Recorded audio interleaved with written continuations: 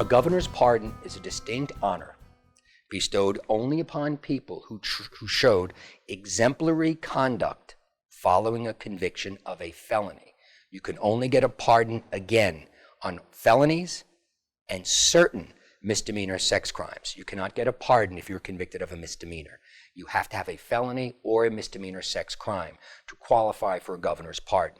Those who don't qualify for a certificate of rehabilitation because either the statute says you don't qualify or because you don't live in the state for that 5 years before filing it, then you'd qualify for the governor's pardon. You're out of state, you live in Arizona, you were convicted in California 12 years ago. That person would qualify for the governor's pardon. Those people basically have this felony on their record. There's nothing you can really do about it.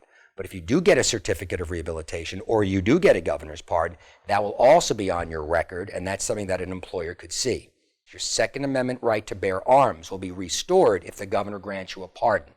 The only exception would be if the underlying crime involved a firearm, then the governor's pardon will not allow you to possess a firearm. But short of that, it will allow you to restore your Second Amendment rights. The other benefit of a pardon is, of course, no longer having to register as a sex offender. If you're convicted of a sex crime and you're required to register, that registration is for life. We know that.